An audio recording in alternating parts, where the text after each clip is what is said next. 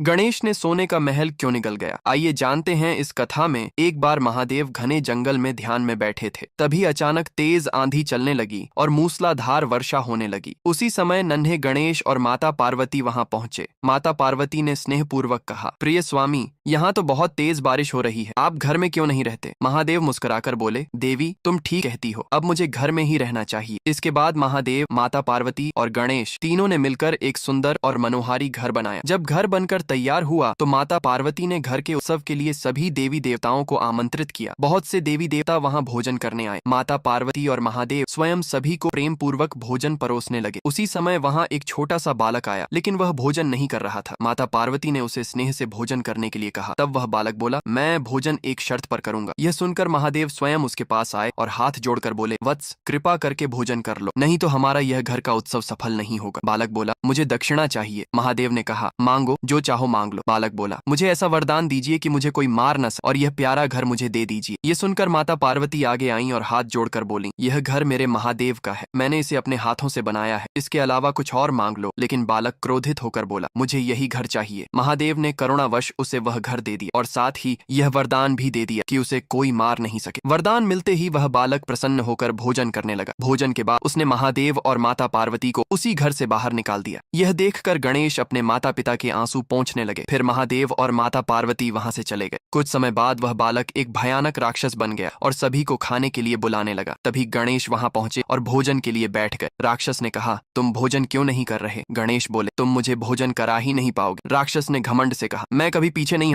तब गणेश ने अपने मुख से इतना अधिक भोजन प्रकट कर दिया कि राक्षस हार गया। भय से कांपते हुए उसने गणेश के सामने हाथ जोड़ दिए। गणेश ने उस घर को उठाया और वहां से चल दिया। राक्षस चिल्लाने लगा, नहीं नहीं, मेरा घर मत ले जाइए। लेकिन जिन जिन घरों को राक्षस ने छल से पाया था, उन सभी को गणेश ने अपने भोजन में बदल लिया। अंत में गणेश ने उस राक्षस को भी उठा लिया। तभी महादेव और माता पार्वती वहां आए और गणेश से उसे छोड़ देने की प्रार्थना करने लगे। तब गणेश ने क्रोध में आकर उस राक्षस को उल्लू बना दिया और कहा, अब तुम दिन के उजाले में कुछ नहीं देख पाओगे, केवल रात के अंधकार में ही देख सकोगे। तुम्हारी बुद्धि नष्ट हो जाएगी और धरती पर सभी जीव तुम्हें उल्लू के नाम से जानेंगे। तुम किसी को कष्ट नहीं पहुंचा पाओगे। इसके बाद महादेव और माता पार्वती ने कहा, जो भी यह कथा सुन रहा है उसने मेरे गणेश के लिए लाइक और सब्सक्राइब नहीं किए हैं।